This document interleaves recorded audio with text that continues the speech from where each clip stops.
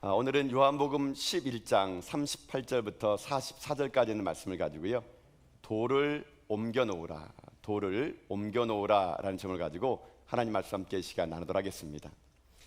오늘 본문에 보게 되면요, 예수님께서 죽은 나사로를 살리시는 장면이 오늘 본문에 나오게 됩니다. 예수님은요, 지금 나사로를 어떻게 살리셨냐면요, 죽은 지 나흘이나 된 무덤에서 그를 불러내 가지고 살려내셨다는 것이죠. 죽은 오라비를 다시 살려내게 하신 예수님, 아마 이 마르다와 마리아는 죽은 오라비가 살아남으로 인해 가지고 그들의 삶 가운데 그 오라비를 잃어버렸던 그 슬픈 마음이 변하여 기쁜 마음이 됐을 것이고요, 그리고 베옷이 벗겨져서 기쁨의 띠로 띄어지는 놀라운 그런 감격을 그들이 느꼈을 것입니다. 죽은 자가 살아났으니 어찌 기쁘지 않겠습니까? 여러분, 근데 이것이 뭔지 아십니까? 이것이 복음의 능력입니다. 복음은 죽은 자를 살릴 수가 있습니다. 인류의 가장 큰 적은 죽음 아닙니까? 죽음보다 더 큰 인류의 비극은 어디겠습니까? 그러나 죽음을 이기는 자가 있습니다. 그게 누구냐? 바로 예수 그리스도인 것이죠. 예수님은 죽음을 이기셨습니다. 그래서 예수님은 우리에게 복음이 된다는 것이거든요. 여러분, 그래서 기독교의 진리는 간단합니다. 기독교 메시지는 간단합니다. 복음은 죽음을 이긴다는 것입니다. 복음은 생명의 능력이 있다는 것입니다. 이 복음의 능력, 이 생명의 능력, 이것이 오늘 여러분의 삶 가운데 잊혀졌다면 다시 한번 이 복음의 능력으로 여러분의 삶이 새로워져서 여러분 삶이 예수 그리스도 때문에 절망에서 일어나시고 슬픔에서 일어나시고 죽음에서 승리하며 살아갈 수 있는 여러분 인생길 다 될 수 있기를 여러분 주님의 이름으로 축복드립니다. 여러분, 그래서 성경은요, 우리에게 그 놀라운 비밀을 가르쳐 준 겁니다. 특별히 우리가 읽은 이 요한복음은요, 사복음서 중에서 이 요한복음을 쓴 목적을요, 분명히 성경에 기록해 놨거든요. 왜 요한복음을 썼느냐? 여러분, 요한복음 20장 31절에 보게 되면은 이 요한복음의 기록의 목적이 나와 있는데, 우리 요한복음 20장 31절 말씀을 자막을 통해서 요한복음의 기록 목적을 한번 같이 읽어보도록 하겠습니다. 함께 읽겠습니다. 시작. 오직 이것을 기록함은 너희로 예수께서 하나님의 아들 그리스도이심을 믿게 하려 함이요, 또 너희로 믿고 그 이름을 힘입어 생명을 얻게 하려 함이니라. 아멘. 요한복음 기록의 목적이 뭡니까? 분명히 얘기합니다. 예수를 믿게 함으로 말미암아 우리가 원다고요, 믿음을 얻게 하려 한다는 겁니다. 근데 그 믿음을 얻게 하는 건데, 이 믿음이 어떤 믿음인가? 이 믿음으로 말미암아 생명을 얻게 하기 위해서 이걸 썼다는 얘기죠. 여러분, 결국 요한복음의 기록 목적은요, 믿음입니다. 믿음. 이 믿음을 통해서 우리가 뭘 얻느냐? 생명을 얻는 것. 이걸 위해서 요한복음 기록해 놓았다는 것이거든요.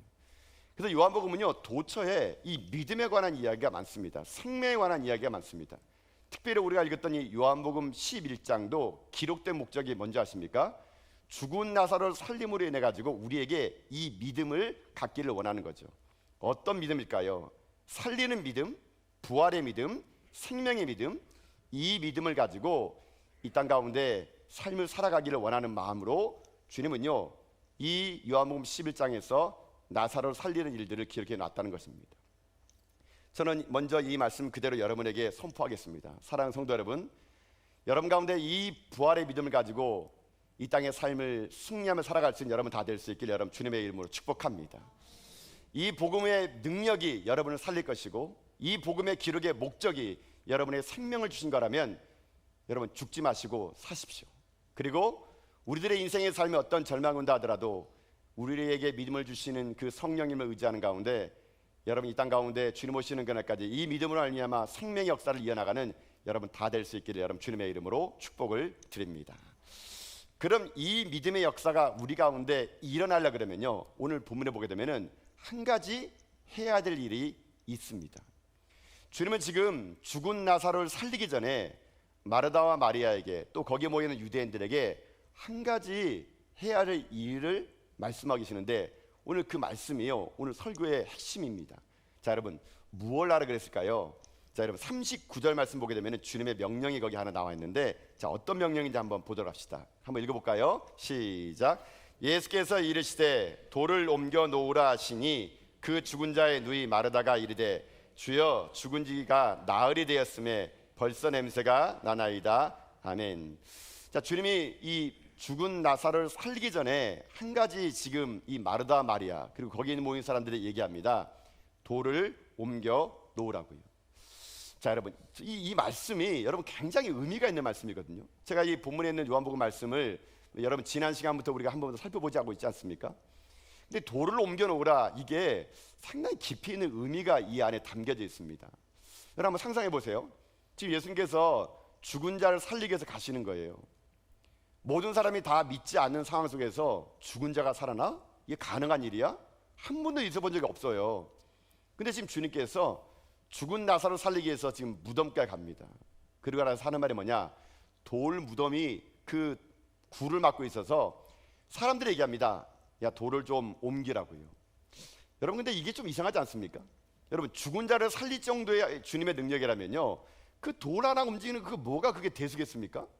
그 막 예수님께서 능력 있는 분이니까 그냥 한번 손가락으로 짝짝짝 하면은 돌이 그냥 팍팍팍 굴러갈 수 있을 것 같고, 아니면은 그냥 뭐 열려라 참깨 뭐 열리던가, 뭐 돌아 움직여라 그러면 지가 알아서 그냥 움직일 수 있을 텐데, 굳이 우리 보고 돌을 옮기라고 그럽니다. 왜 우리 보고 돌을 옮기라고 그렇게 했을까요? 물론 이 돌을 옮기라고 하는 그 안에는 여러 가지 뜻이 있겠지만요, 제가 이 돌을 옮기라는 의미를요 뭘로 해석하냐, 이렇게 해석했습니다. 그것은 뭐냐면은 주님께서 우리 가운데 이 기적의 동역자로 우리를 지금 사용하기 원하신다는 얘기예요. 주님은 놀라운 기적을 체험하실 때 이것이 그냥 주님의 기적으로 끝나는 것이 아니라 우리를 동역자로 불러가지고 이 놀라운 기적에 함께 동참하기를 주님은 원하신다는 것이거든요. 그래서 주님은요 스스로 모든 걸 이룰 수 있지만 부족한 우리들이 그 돌을 옮김으로 인해 가지고 그 주님과의 그 놀라운 이적, 생명을 살리는 일에 함께하기를 원하셔서 돌을 굴려라라고 말씀하시는 거죠. 저는 이렇게 생각합니다. 지금도 주님은 우리를 동역자로 부르겠다고요. 그래 돌을 옮겨놓으라고요. 여러분, 근데 이 돌을 옮겨놓으라라는 이 말에는요, 뭐 이게 그냥 돌을 옮겨놓으라라는 이 말인데, 이 말 속에는요 제가 볼 때 이런 뜻이 있는 것 같아요. 주님 하신 말씀 이런 말입니다. 네가 할 일은 네가 해라, 내가 할 일은 내가 하마, 뭐 이런 뜻 말입니다. 여러분, 이게 무슨 말이냐면요, 여러분 주님께 돌을 옮겨놓으라 할 때는요 우리 보고 우리가 할 수 있는 일은 우리가 하기 원하고 주님이 할 수 있는 일은 주님이 한다고 말씀하시는 것이 여기에 나오게 되는 겁니다. 여러분, 동역자로 부르실 때 주님은요 우리를 어떻게 부르는지 아십니까? 우리를 죽은 나사로를 살리라고 부르지 않습니다. 우리가 할 수 없는 일을 시키지 않아요. 우리가 할 수 있는 것만 주님이 시키는 겁니다. 지금 주님이 이 말이에요. 네가 할 수 있는 일은 네가 해, 네가 할 수 없는 일은 내가 안 시킨다. 너 지금 돌은 옮길 수 있지 않니? 여러분, 이 말이 돌을 옮기라는 그런 말인 거예요. 여러분, 기억하셔야 될 게 있습니다. 주님이 우리를 부르실 때는요, 우리에게 뭘 맡길 때는요, 여러분 그거 할 수 없는 거 맡기지 않습니다. 여러분, 어떻게 우리가 나사로를 살립니까? 우리 못 살려요. 주님은 우리에게 할 수 있는 것을 우리에게 하라고 말씀하시는 거예요. 그게 동역입니다. 여러분, 그래서 여러분에게 뭔가 교회에서 뭔가를 맡길 때, 또 일을 함께하기 원합니다 할 때, 여러분 그건요 여러분이 할 수 있기 때문에 그렇게 말씀을 드리는 거예요. 여러분이 할 수 없는 영역을 우리 못합니다. 그러나 우리가 할 수 있는 것을 함께할 때 그게 바로 동역의 기쁨이 될 수 있는 것이에요. 그래서 교회도 여러분 가운데 뭐 직분과라든가 봉사라든가 여러분을 부탁할 때, 여러분이 능력에서 사는 게 아니고요, 능력에 맞는 일을 하는 것이 아니라 일에 맞는 능력을 구할 때 여러분 그걸 통해서 주님의 영광이 드러나게 된다는 얘기예요. 여러분, 그래서 주님과 함께 여러분 동역해 나갈 때 여러분 빼지 마세요. 여러분 할 수 있는 능력이 있습니다. 그 능력을 가지고 기도하며 나가면 되는 거거든요. 근데 대부분의 교회에서는 뭐 이렇게 좀 이거 좀 해주시겠습니까? 저거 해주십니까? 그러면요 대부분 분들이 그럽니다. 못한다 그럽니다. 못한다. 내년에 내가 구역장 하나 봐라 막 그러면서 이렇게. 그러면서 또 계속 얘기하죠. 목사님 기도해보고 결정하겠습니다. 3년째 기도합니다. 3년째 지금 3년째. 못하겠다는 얘기죠. 그러니까 여러분, 근데 제가 볼 때 그런 것 같아요. 제가 지금 전학의 담임 목사 아닙니까? 저는 제가 전학의 담임 목사로서요 주님이 저에게 뭘 말하는지 아십니까? 죽은 나사로 살리라고 말한 적 없습니다. 저는 그런 능력도 안 돼요. 주님은 저에게요 담임 목사로서, 뭐 담임 목사님은 뭐 전지전능합니까? 뭐 제가 어떻게 죽은 나사로 살리겠어요? 저는 살릴 수 있는 능력이 없습니다. 주님은 제가요 할 수 있는 것과 없는 걸 아시기 때문에 제가 할 수 있는 걸 제가 맡기는 거예요. 저는 그 부름 앞에 충성되게 그냥 하고 있을 뿐이란 얘기입니다. 여러분 보세요. 여러분들 병 들어가지고 저 찾아오지 않습니까? 목사님 아파 죽겠습니다. 기도해 주세요. 제가 기도해 줍니다. 안 나아요, 안 나아요. 이게 놀랍습니다, 여러분. 여러분 저는 고칠 수 있는 능력이 없어요. 저는 고칠 수 있는 능력이 없어요. 다만 제가 할 일은 뭔지 아십니까? 여러분을 위해서 간절하게 기도해 줄 뿐입니다. 그 제가 할 일이거든요. 정말 여러분의 아픔, 눈물을 아니까요 하나님께 매달립니다. 하나님 좀 도와주세요. 아니 어떻게 저분 저 인생이 저렇습니까? 하나님 도와주지 않으면 저분 정말 힘듭니다. 제가 할 일은 뭔지 아세요? 눈물 흘리며 여러분의 이름 불러가면서 기도 부탁하신 분들을요 제가 기도할 뿐이에요. 그 제가 할 일이에요. 그러면 여러분을 낫게 하는 거 누가 하는 거예요? 하나님이 하시는 거예요. 하나님이. 여러분 의사가 낫게 하는 거 아니에요. 여러분요 하나님이 여러분을 치유하신 거예요. 그건 하나님의 영역이거든요. 여러분 주님은 저한테 그렇게 얘기했습니다. 네가 할 일은 네가 해라. 내가 할 일은 내가 하마. 제가 할 일은 뭔지 아세요? 열심히 기도하는 겁니다. 열심히 기도하는 겁니다. 주님께 매달리는 겁니다. 그런 주님이요 역사가 일어나요. 근데 정말 놀라운 거 뭔지 아십니까? 그렇게 낫고 나면 성도들은요 꼭 저에게 찾아옵니다. 목사님 기도해줘서 나았어요. 목사님 도와줘서 나았어요. 물론 그런 말을 들으면 제가 그냥 좀 어떨 때는 그냥 뭐 좋긴 좋아요. 나았다 그러니까. 근데 제가요 제 마음에 어떤 마음 생기지 않습니까? 내가 이런 쓸데없는 칭찬을 받고 있구나. 내가 나게 한 거 아닌데, 내가 낫게 한 거 아닌데 사람들이 성도들이 와가지고 맨날 하는 말이 그거예요. 아이고 목사님 기도해서 감사합니다. 물론 기도했죠. 근데 마치 많은 분들이요 목사님은 영빨 있나 봐. 야 치유의 능력 있나 봐. 없어요 여러분요. 없어요. 제가 고치는 게 아니고 저는 그저 기도할 뿐인데 주님께서 하신 일인데 저는 너무 쓸데없는 칭찬을 많이 받는 것 같아요. 제가 뭐 됐냐, 제가 뭐 한양.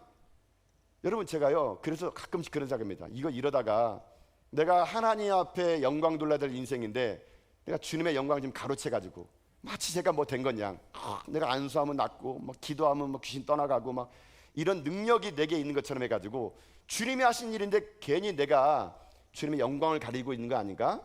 저는요 어떨 때는요 그게 너무 두려워요. 그게 저는 무서워요. 혹시나 주님 앞에 주님의 영광을 가리는 인생 될까 봐. 여러분 주님이 우리에게 오늘요 도를 옮겨라가 말하는 건요 할 수 있는 것을 시키는 거. 할 수 있는 거. 여러분이 할 수 없는 걸 안 시킵니다. 그렇기 때문에 여러분 미약한 힘이나마 주님이 여러분에게 손을 내밀 때요 그 손만 잡고 여러분 함께 가는 거, 그게 믿음이에요. 그게 믿음. 여러분 오늘 여러분에 맡겨진 직분이 있습니까? 사명이 있습니까? 여러분 그것 때문에 여러분들이 주님과 함께 동행하는 것이 복이에요. 복. 여러분요 여러분 주님은요 여러분에게 맡길 때 그거 가지고 한번 열심히 해가지고 부흥 일으켜봐라 그런 말 안 합니다. 여러분 제가 우리 교회 부임할 때도요 담임 목사님 부름할 때 주님이 저한테요 야 네가 한번 가가지고 전화기로 부흥시켜봐라. 전 그런 말 들은 적 없습니다. 그냥 가서 죽으라는 말, 그냥 섬기라는 말. 주님은요 부흥은요 주님이 시키는 것이 인간 시킬 수 있는 게 아니에요. 여러분요 우리가 뭐 소리 바락바락 지른다 그래가지고 뭐 기도한다 그래가 되는 게 아니고요 하나님의 부흥의 바람이 우리에게 불어야지만이 우리는 그걸 할 수 있는 거거든요. 저는 제가 할 수 있는 일을 합니다. 주님이 부족한 저에게 손 내밀어 줘서 함께 해보지 않을래? 부족하지만 너 함께 해보지 않을래? 그렇게 손 내밀은 주님 앞에 저는 지금 자그마한 돌을요 지금도 옮기고 있을 뿐이거든요. 여러분 이 동력의 힘, 이 손 내밀은 주님의 손 여러분 꼭 붙잡고 여러분 인생에도요 이런 하나님의 동력의 기쁨이 넘쳐나는 여러분 인생길 다 될 수 있기를 여러분 주님의 이름으로 축복합니다. 이 손 내미는 이 주님, 제가 그러다가 갑자기 이게 그 드라마가 하나가 생각이 났더라고요. 여러분 그 드라마 중에 좀 작년에 나왔던 드라마 같은데 사극 중에 여러분 슈룹이라는 드라마 아세요? 슈룹. 네, 뭐 여러분은 뭐 경건하기 때문에 드라마도 안 보고 영화도 안 보고 뭐 나만 맨날 보는군요. 네, 저만 맨날 보고. 여러분 이 슈룹이라는 드라마 나옵니다. 김혜수 씨가 나온 거 사극이거든요. 여러분 근데 슈룹이 무슨 뜻인지 아세요? 드라마 안 보신 분들은 계속 드라마 얘기하고 있는데 여러분 슈룹이요 순수한 한국말로 우산이래요. 우산. 그래가지고 이 슈룹은요 그 드라마 보게 되면요 비가 나오는 장면이 그래서 많은 거예요. 그래가지고 이 슈룹이 뭐냐면은 우산인데 그 드라마 보게 되면요 이 그 중전마마로 나와 있는 김혜수 씨가 자기들 왕자들에게 항상 보면 이렇게 우산을 씌워주는 장면이 나와요. 수룹.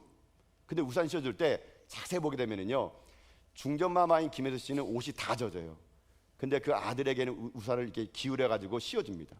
마치 그 드라마가 슈룹이란 그런 것 같아요. 어미의 마음으로 앞으로 이제 그 험한 궁중 생활해야 될 왕자들에게 이 어미가 우산 같은 존재로 그들에게 다가가는 게 아닌가 그렇게 생각되는 겁니다. 근데 제가 이 드라마를 뭐 저는 정주행한 건 아니고요. 그냥 제가 가끔 가다가 이게 본 적이 있는데 참 이게 그 김혜수 씨 연기가 대단한 것 같아요. 근데 제가 한번 그 어떤 분의 그 설교를 제가 듣는데 그분이 이 얘기를 하더라고요. 제가 그분의 설교를 듣고 야, 참 그게 맞구나 하는 생각이 드는 게 뭐냐면은 이 드라마를 보게 되면은 이 명대사가 이게 나와요. 여러분 유튜브 치면은 이게 수룹 명대사 막 나오는데 제가 그분의 설교 들으면서 그 명대사 하나 본 게 있는데 어떤 거냐면 이런 게 있어요. 어떤 양반집이 있었는데 이 양반집의 양반이 자기 밑에 있는 그 여종을 겁탈하게 됩니다. 겁탈하니까 이 여종이 임신한 거예요. 그러니까 자기가 겁탈한 게 들통날까봐 오히려 이 여종을 누명을 씌웁니다. 오히려 그 여종에게 네가 밖에 나가지고 그렇게 해가지고 어떻게 얘기했냐고 하면서 막 그 여종을 혼내키는 장면이 나와요. 그래가지고 막 대문 밖에 내쫓아가지고 막 그 다른 종들로 하여금 그냥 그 여종을 이제 막 혼을 내려는 그런 딱 찰나에 누가 등장하냐면요, 그 김혜수 씨가 등장해요. 중전이 보니까 이게 이 양반이 지금 현재 이 몸종, 이 계집종을 겁탈한 게 맞은 거예요. 그래서 그 아이가 이 양반집 아이란 걸 이 직감을 알았나 봐요. 그러면서 이 김혜수 씨가 가지고 양반한테 막 네가 사과해야 된다고 막 소리를 고래고래 지니까 이 양반이 처음에는 누군지 몰랐다가 나중에 왕비인 줄 알고요, 중전마마인 줄 알고 엎드려 가지고 그 몸종에게 미안하다, 내가 너를 겁탈하고 너에게 모함을 시작하 너를 이렇게 음해했으니 날 용서해달라 이렇게 싹싹 빌어요. 근데 그때 이 종이 여종이요 한 말이 있어요. 그 김혜수 씨 그 중전마마에게 그 양반이 자꾸 자기한테 미안하다 그러니까 이 말합니다.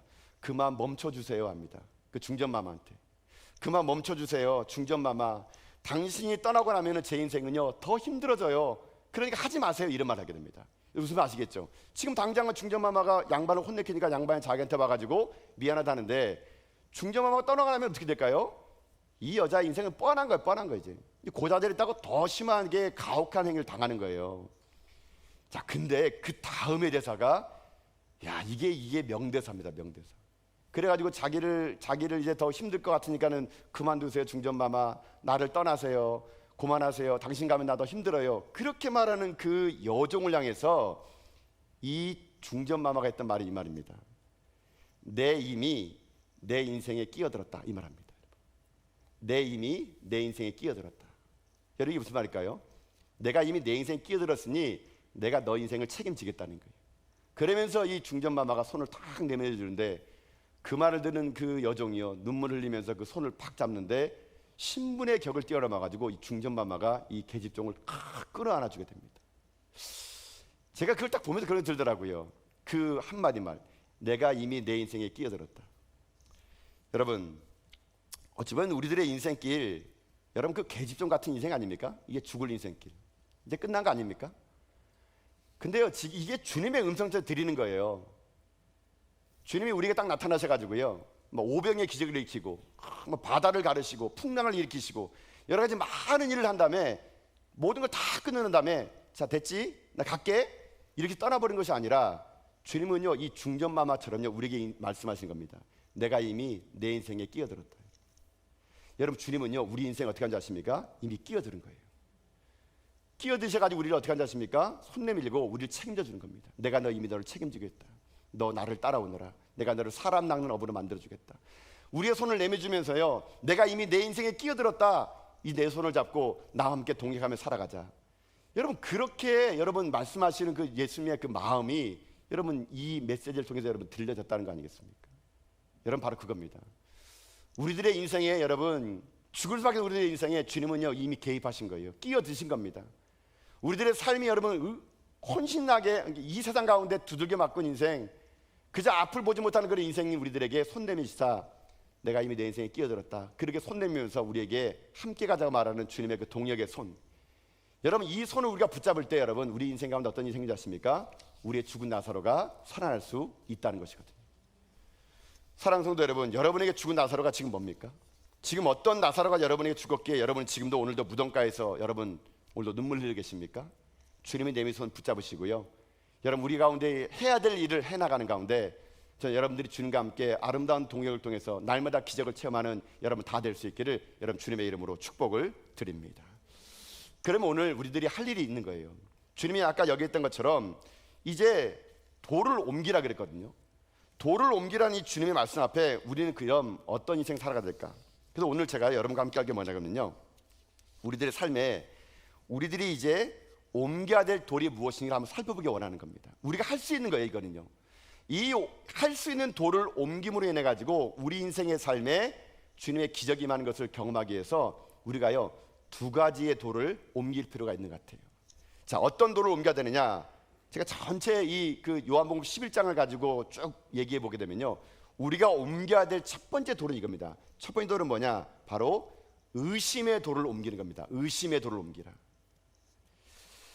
여러분, 의심이라는 단어는요, 이런 단어예요. 믿지 못해 이상히 여기는 마음이나 생각. 그러니까 믿지 못하는 겁니다. 그래서 마음에 이상한 것이 생각나는 거예요. 그게 의심이래요. 마르다에게 주님은 얘기하십니다. 주님께 뭐라 얘기하냐면, 니네 오빠 자고 있다. 그러니까 반드시 살아날 것이다. 주님이 그 마르다와 마리아에게 얘기합니다. 여러분, 자, 오늘 본문 아니지만 우리 요한복음 11장 23절 보면요, 주님이 그 마르다와 마리아에게 이렇게 말씀하신 장면이 나오게 되는데, 우리 그 말씀을 한번 같이 한번 읽어보다 합시다. 요한복음 11장 23절입니다. 읽겠습니다. 시작. 예수께서 이르시되 내 오라비가 다시 살아나리라. 아멘. 자, 보세요. 지금 죽은 지나 나흘이 된 그들이 가가지고 내 오라비가 다시 살아나리라. 자, 여러분, 이게 믿어지십니까, 여러분?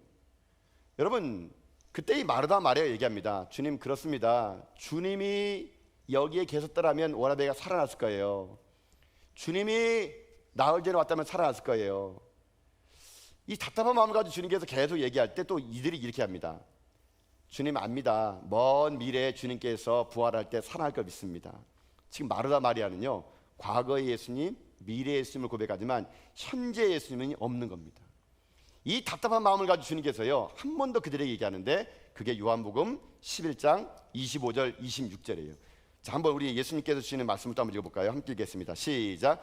예수께서 이르시되 나는 부활이요 생명이니 나를 믿는 자는 죽어도 살겠고 무릇 살아서 나를 믿는 자는 영원히 죽지 아니하리니 이것을 내가 믿느냐? 아멘. 주님 얘기합니다. 그래, 나는 부활이요 생명이야. 나를 믿는 자는 죽어도 살고 살아 나를 믿으면 영원히 죽지 않아. 그걸 네가 믿니? 이게 물어본 겁니다. 자, 이 대답에 마르다의 대답이 있습니다. 27절의 말씀이 마르다의 대답이에요. 자, 뭐라 얘기하는 들어봅시다. 읽겠습니다. 시작. 이르시되 주여 그러하이다. 주는 그리스도시요 세상에 오시는 하나님의 아들이신 줄을 내가 믿나이다. 아멘. 자, 그거 뭐라 합니까? 주는 그리스도시요 살아계신 하나님의 아들임을 내가 믿습니다. 고백하는 겁니다. 주님이 그 말을 듣고 기뻐했습니다. 그래? 그러면 네 믿음대로 내가 니네 오빠를 살려줄게. 그리고 지금 어떻게 합니까? 그 오빠가 죽은 돌무덤에 간 거예요. 가봤더니 이미 죽은 지나 나흘이 된 겁니다. 그 시체는 동굴에 있는데 돌 무덤을 막아놓은 거예요. 자, 이제 주님께서 그 믿음을 가지고 실천하는 행위를 얘기하십니다. 어떻게 얘기하느냐? 39절이 주님의 말씀이에요. 자, 한번 읽어보시죠. 다시 한번 시작. 예수께서 이르시되 돌을 옮겨 놓으라 하시니 그 죽은 자의 누이 마르다가 이르되 주여 죽은 지가 나흘이 되었음에 벌써 냄새가 나나이다. 아멘. 자, 여러분 상상해 보세요. 지금 그 주님께서 내가 믿느냐 그럴 때 주는 그리스도시요 살아계신 하나님이심을 믿습니다. 이렇게 한 겁니다. 주님이 너무 기뻐가지고 그래? 무덤까지 간 거예요. 그리고 얘기합니다. 야, 돌을 옮겨놔봐. 네 믿음대로 옮겨봐. 그런데 마르다가 한 일이 뭔지 아십니까? 아이고 주님, 죽은 지나 나흘이 지났어요. 썩은 냄새가 나요. 여러분, 지금 마르다의 믿음의 고백이 앞전에 말했던 주는 그리스도 살아있는 하나님의 아들이라는 고백이 지금 이 무덤가에서는 통용되고 있지 않다는 얘기입니다. 여러분, 마르다의 믿음의 고백은요, 무덤가 가기 전까지만 고백이지 실제 무덤 앞에서는요 이게 통용이 안 되는 그런 믿음이 고백이 마르다의 고백인 거예요.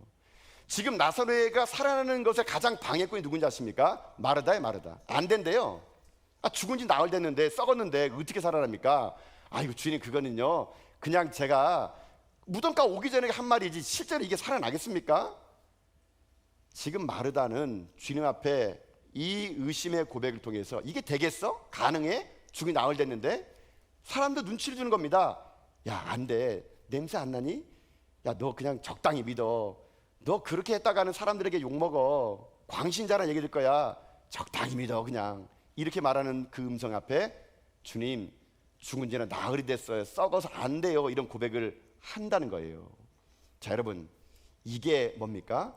이게 저와 여러분의 현실일 수 있다는 얘기예요. 여러분 보세요. 여러분의 믿음은 어디까지입니까? 이 예배장까지밖에 있을 수 있는 겁니다. 우리가 여기서 찬양하고 예배 드릴 때 보세요. 뭐 믿음이 얼마나 좋은지 뭐 걸어가세요. 뭐 믿음으로 걸어가려며요. 이 눈에 아무 증거 안 보도 걸어간다며요. 그게 어디까지예요? 이 성전 안에서까지밖에 그게 통행이 안 된다는 얘기예요, 여러분요. 내 삶의 믿음이, 입술의 고백이 이 성전에서는 그저 믿음 가지고 뭔가를 할 수 있는 것처럼 얘기하고 믿음이 전부라고 얘기하고 주는 그리스도 살아계신 하나님의 아들입니다라는 고백이 이 성전에서 끝나고 우리의 삶의 자리에서는 작동이 안 되는 거예요. 작동이. 나의 삶의 자리에서는 현실을 따지고 이성을 따지고 논리를 따지고 되겠어요? 이게? 가능해? 2000년 전의 역사가 지금도 일어나겠어? 그게 목사님이 강단에서 그냥 하는 말이지 어떻게 되겠어? 우리는요, 하나님이 된다고 하지만 우리는 날마다 그걸 의심합니다. 가능해? 되겠어? 나으려야 돼 때문에 이게 안 돼. 여러분, 이런 의심의 불신앙이 우리들의 삶에 죽은 나사로를 살리지 못하고 한 번도 우리가 신앙생활 해보면도 불구하고요, 하나님의 살아계심을 경험하지 못하는 밋밋한 신앙으로 살아갈 수밖에 없는 결정적인 요인, 의심의 돌을 굴리지 않기 때문에 그런 겁니다. 여러분, 한 가지만 확실히 물어봅시다. 여러분, 하나님의 살아계심을 믿습니까? 하나님이 지금도 역사하시고 여러분 삶 가운데 주인됨을 믿습니까? 여러분, 한 가지 더 물어봅시다. 그럼 여러분 죽는 그날까지 예수님 믿을 겁니까? 여러분, 그렇다면 여러분, 우리 믿어봅시다. 진짜로요. 그냥 여기서 뻔질하게 아멘으로 끝나는 인생이 아니고요, 여러분의 삶의 자리에서 주님 말씀하시면요, 거기서 아멘 하셔야 되는 거예요. 거기서요. 나설의 무덤 앞에서 의심의 돌을 굴리는 겁니다. 사람들이 뭐라 하든지, 사람들이 나에게 대해서 미치마게나 얘기하든지, 여러분 그게 중요하지 않아요. 오늘 우리들의 삶에 이 의심의 돌을 거칠 때 내 안에 죽은 나사로가 살아나는 겁니다. 우리 가정에 죽은 나사로 살아나고요, 우리 가정에 죽은 나사로 같은 우리 자녀가 살아나고요, 이 대한민국이 다시 한번 살아날 줄 믿습니다. 이 의심의 돌, 이것이 우리의 기적을 가로막는 거거든요. 이 의심의 돌이 우리의 인생을 막는 겁니다. 여러분, 그래서 믿음은요, 추상적인 것이 아닙니다. 여러분요, 그냥 믿음하니까 뜬구름 담는 것이고, 믿음 좋다 그러면 믿음이다 그러면 믿음 좋네. 믿음은요, 추상적이지 않고 믿음은 행동하는 겁니다. 행동하는 거. 행동 없는 믿음은 죽은 거예요. 야고보서 기자가 얘기하지 않습니까? 행위가 없는 믿음은 죽은 믿음이라고. 여러분, 믿음은요, 행동으로 보여주는 겁니다. 의심의 돌을 굴리는 겁니다. 믿음이 있으면 산도 옮긴대요. 주님이요. 믿음이 있으면 지금도 홍해가 갈라진대요. 믿음이 있으면 지금도 여러분 죽은 나사로 살아난대요. 여러분, 우리 가운데 그런 의심이 오늘 여러분 찾아온다면요, 오늘 기도하세요. 주님, 내가 주님 말씀하시면 무식하게 믿게 해주십시오. 된다 그러면 된다고 믿고, 안 된다 그러면 안 된다고 믿는 무식할 정도의 믿음을 가지고 의심의 돌을 굴려서 내 안에 죽은 나사로를 살릴 수 있는 그런 인생 되어달라고 여러분 오늘도 기도하는 가운데 이 믿음으로 승리하며 살아가는 여러분 다 될 수 있기를 여러분 주님의 이름으로 축복합니다. 사랑하는 성도 여러분, 목회자의 심정을 여러분에게 부탁드립니다. 간절히 호소합니다. 의심하지 마세요. 하나님은 살아 계십니다. 나사로를 살리신 하나님은, 그 주님은 여러분도 살릴 것을 믿습니다. 여러분, 우리 한번 그거 해보지 않겠습니까? 이 성경에 나오는 수많은 메시지가 그저 옛날 이야기입니까? 2000년 전에 그저 역사 속의 이야기입니까? 아니에요. 여러분요, 지금도 이 말씀대로 살아가는 사람들에게는요, 기적이 일어난다니까요. 지금도 이 말씀대로 살아가는 선교지 현장에서 지금도 사람이 살아나고요, 병이 떠나가고 귀신이 떠나갑니다. 여러분, 이것이 우리 가운데 필요하다는 겁니다. 그런데 이런 의심 많은 마르다, 주님 죽은 지 나흘이에요. 되겠습니까? 라는 그 말에 주님이 그 말씀 앞에 이렇게 한마디 더 해줍니다. 여러분, 40절 말씀 볼까 한번요. 40절 읽겠습니다. 시작. 예수께서 이르시되 내 말이 내가 믿으면 하나님의 영광을 보리라 하지 아니하였느냐 하시니 아멘. 모든 게 끝났다고 생각하는 말이다. 주님 되겠습니까? 죽은 지 사흘이 하지 않았는데, 썩은 냄새 나는데 이게 가능하겠습니까? 하나님 영광이라고요? 근데 주님이 오늘 이렇게 얘기합니다. 죽은 나사로를 살릴 때 주님이 했던 말, 내가 믿으면 하나님의 영광을 본대요. 여러분, 근데 이런 말씀입니다. 믿으면 하나님 영광 우리에게 임한다는 거거든요. 영광이 임하면 우리 살 수 있습니다. 근데 우리는 이 말을요, 뒤집어서 말하는 것 같아요. 주님은 얘기합니다. 네가 믿으면 영광을 보리라. 근데 우리는 이렇게 합니다. 주님, 영광을 보여주세요. 그럼 믿을게요. 여러분, 우리는 그렇게 얘기하는 거예요. 날마다 하는 말이 뭡니까? 영광을 보여주세요. 그럼 믿을게요. 여러분, 이건 믿음이 아니에요, 여러분요. 믿음이라는 건요, 보지 않고도 고백하는 게 믿음이에요. 믿음이라는 건 눈에 보지 않고 귀에 안 들려도 하나님의 살아계신 믿고 약속을 붙잡고요, 다니엘의 사자굴에 들어가는 거예요. 넘치는 요단강에 발을 내딛는 거예요. 홍해 앞바다에 서는 겁니다. 그게 믿음이에요. 여러분의 인생의 삶에 지금 그 나사로가 썩은 내 나고 진동하고 있습니까? 그 앞에서 지금도 의심하고 있습니까? 여러분, 우리 한번 도전합시다. 우리 인생의 삶에 정말 말씀인 대로 살면은 기적이 일어나나 안 일어나나, 여러분 우리 한번 도전해 봅시다. 저는 확실히 말씀드리고 싶습니다. 말씀대로 살면요, 기적이 반드시 일어날 것을 믿습니다, 여러분요. 오늘 여러분 가운데 있는 의심이 있습니까? 이게 되겠어? 가능해? 이게 과학적으로 증명이 돼? 여러분, 우리의 모든 의심의 안개를 다 걷어버리고요, 주님 말씀하시면 내가 나아간다는 그런 확실한 믿음을 통해서 여러분 삶의 날마다 죽은 나사로가 살아나는 기적이 많은 여러분 다 될 수 있기를 여러분 주님의 이름으로 축복합니다. 이게 첫 번째 우리가 할 일이에요. 뭘 돌이라고요? 의심의 돌을 굴리세요. 의심하지 마시고 믿으세요. 두 번째 돌을 굴려야 될 게 있습니다. 두 번째 돌은 뭐냐면요, 제가 볼 때는요, 경험의 돌을 굴려야 됩니다. 경험의 돌. 흔히 사람들이 얘기합니다. 아유, 목사님 그거 우리 다 해봤어요. 여러분, 목사님 오기 전에 그걸 다 해본 겁니다. 목사님 안 돼요, 우리 그거 해봤거든요. 여러분, 때로는요, 경험이 하나님의 기적을 가로막을 때가 많습니다. 여러분, 그래, 여러분 해봤는 거 알아요. 여러분 한 거 압니다. 근데 하나님이 하신 적 있습니까? 우리가 한 거잖아요. 그건요, 하나님이 하신 적 있었어요? 우리는 항상요, 경험에 갇혀 있습니다. 아, 이거 안 돼, 해봤어요. 안 돼, 목사님 안 돼요. 여러분, 주님은요, 우리의 기적을 나타내고 싶은데 경험이 우리의 기적을 막는다니까요. 연륜이 많을수록, 교회를 오래 다닐수록 우리는 믿음으로 반응하는 것이 아니라 경험으로 반응합니다. 경험으로. 경험은요, 우리에게요, 하나님의 기적을 나타내지 않아요. 인간의 역사만을 나타낼 뿐이죠. 교회가 왜 이렇게 무기력했을까요? 인간의 경험은 넘쳐나는데 하나님의 역사는 일어나지 않는 겁니다. 우리 전화교회가 50년이면서요, 50년의 역사가 여러분 경험으로 굳어져서는 안 돼요. 여러분요, 50년을 성경에서 신년이라 하는데 신년은요, 다시 새롭게 하는 겁니다. 리프레시 하는 거예요. 리셋하는 거예요. 저는 우리 전화교회가요, 50년의 그 역사가 경험이 돼서 또 다른 50년을 기다리는 것이 아니라 새롭게 하신 하나님을 기다리는 그런 신의 역사가 되는 그런 교회 될 수 있기를 여러분 주님의 이름으로 축복합니다. 경험의 돌을 굴리는 거 왜 중요한가? 여러분 다시 한번 39절 말씀 보세요. 한번요. 39절 한번 읽어보겠습니다. 읽겠습니다. 시작. 예수께서 이르시되 돌을 옮겨 놓으라 하시니 그 죽은 자의 누이 마르다가 이르되 주여 죽은 지 나흘이 되었음에 벌써 냄새가 나나이다. 아멘. 돌을 옮긴다고 뭔 일이 있겠습니까? 돌을 옮기다고 기적이 있겠습니까? 이미 썩은 냄새가 나는데, 이미 죽은 지는 나흘인데.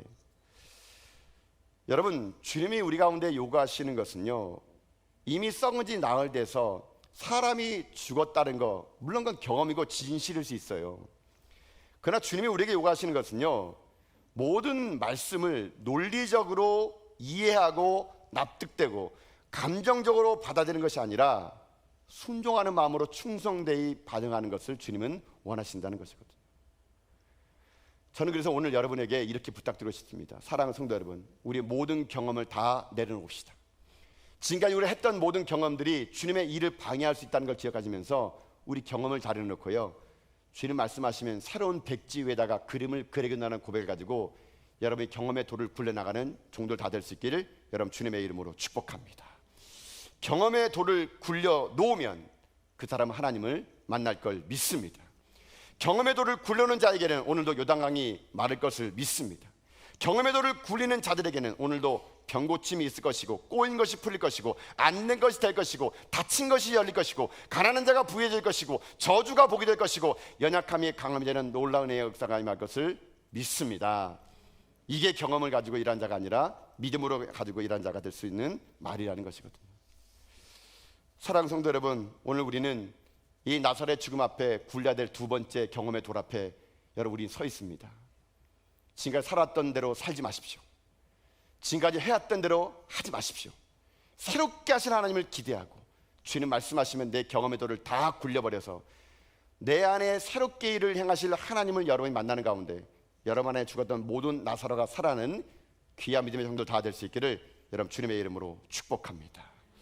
사랑하는 성도 여러분, 오늘 주님은 이 나사로의 죽음을 앞에 의심의 돌로 경험의 돌로 그 돌을 옮기지 못하는 그들을 바라보면서 안타까워하십니다. 그러나 우리가 주님 손에 붙들림 받아 동역의 원리를 가지고 내 안에는 의심의 돌과 경험의 돌을 굴리고 나면은 여러분 그건 우리가 할 일을 하고 나면 주님이 할 일이 뭡니까? 우리 안에 죽은 나사로를 살릴 수가 있다는 얘기입니다. 여러분 안에 있는 죽은 나사로가 여러분의 돌을 굴림으로 살아나는 그날까지 날마다 우리 인생의 삶이 주님과 함께 동행하는 가운데 우리의 인생의 삶에 주님 말씀하실 때마다 돌을 굴려놓아 날마다 내 삶이 주님의 기적의 연속이 되는 그런 삶을 살아가는 여러분 다 될 수 있기를 여러분 주님의 이름으로 축복합니다. 아멘.